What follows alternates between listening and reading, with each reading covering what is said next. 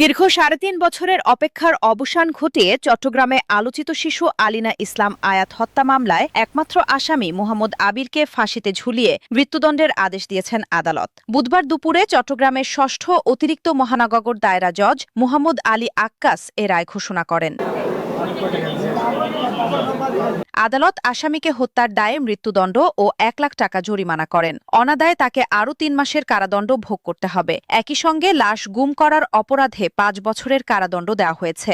আদালত নির্দেশ দিয়েছেন জরিমানার অর্থ ভুক্তভোগী পরিবারের কাছে হস্তান্তর করতে হবে। রায় ঘোষণার সময় আদালত পর্যবেক্ষণে উল্লেখ করেন, ঘটনাটি ছিল পূর্ব পরিকল্পিত, নিষ্ঠুর, নৃশংস, নির্মম এবং সমাজে আতঙ্ক সৃষ্টিকারী। আদালত কক্ষে উপস্থিত স্বজনরা এ সময় আবেগাপ্লুত হয়ে পড়েন। রাষ্ট্রপক্ষে সরকারি কৌঁসুলি জালাল উদ্দিন বলেন, আদালত হত্যার দায়ে আসামিকে সর্বোচ্চ শাস্তি দিয়েছেন। আমরা এ রায়ে সন্তুষ্ট।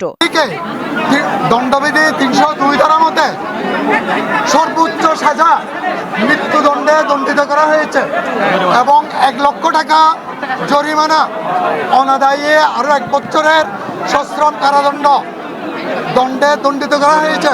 হত্যা করে যাতে কে পালিয়ে যেতে না পারে এবং আমাদের এই যাত্রায় আমাদের সবচাইতে আমাদের রাষ্ট্রীয় প্রশাসন পিবিআই তাদের সমস্ত আমাদের অনেক হেল্প করেছে। ওনাদের অক্লান্ত পরিশ্রম ছিল এবং এই আয়াতের প্রত্যেকটা টুকরা, লাশের প্রত্যেকটা টুকরা থেকে আমরা বড়টা পাওয়া যায় নাই। ২০২২ সালে ১৫ নভেম্বর চট্টগ্রাম নগরের ইপিজেড থানার বন্দরটিলা এলাকার বাসিন্দা সোহেল রানার ৫ বছর বয়সী কন্যা আলিনা ইসলাম আয়াত নিখোঁজ হয়। পরিবারের পক্ষ থেকে থানায় সাধারণ ডায়েরি জিডি করা হলে ঘটনাটি ব্যাপক আলোড়ন সৃষ্টি করে। পরবর্তীতে পরিবারের আবেদনের পর police bureau of investigation PBI তদন্ত শুরু করে। তদন্তে বেরিয়ে আসে হৃদয় বিদারক সত্য।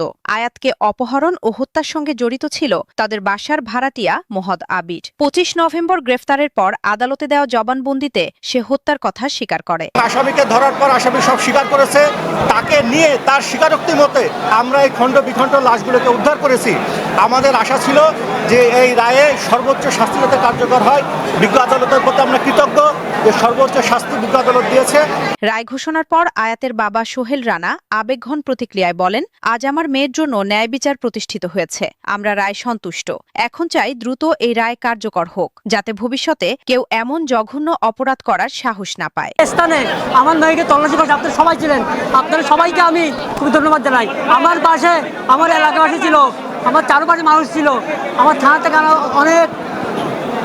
আমাকে অনেক হেল্প করা হয়েছে। তাই সবার প্রতি আমি কৃতজ্ঞ। আপনারা সবাই একটাই তুলে ধরবেন, আমি আমার এই মেয়ের ফাঁসির কার্যকর অতি দ্রুত দেখতে চাই। রায়কে কেন্দ্র করে আদালত ভবনের দ্বিতীয় তলায় ছিল গণমাধ্যম কর্মী, স্বজন ও সাধারণ মানুষের ভিড়। আয়াত হত্যার বিচার চাই লেখা ব্যানার হাতে স্বজনরা আদালত প্রাঙ্গণে অবস্থান নেন। রায় ঘোষণার পর তাদের অনেককে চোখের জল মুছতে দেখা যায়। দীর্ঘ প্রতীক্ষার পর বিচার পাওয়ার স্বস্তি থাকলেও হারিয়ে যাওয়া নিষ্পাপ শিশুটির স্মৃতি বারবার ভারী করে তোলে স্বজনদের হৃদয়। উল্লেখ্য, শিশু আয়াত হত্যাকাণ্ড শুধু চট্টগ্রাম নয়, পুরো দেশকে নাড়িয়ে দিয়েছিল। নিষ্ঠুর এই হত্যার বিচার নিশ্চিত হওয়ায় স্বজনদের পাশাপাশি সাধারণ মানুষের মধ্যেও স্বস্তি ফিরে এসেছে। News desk, Chittagong.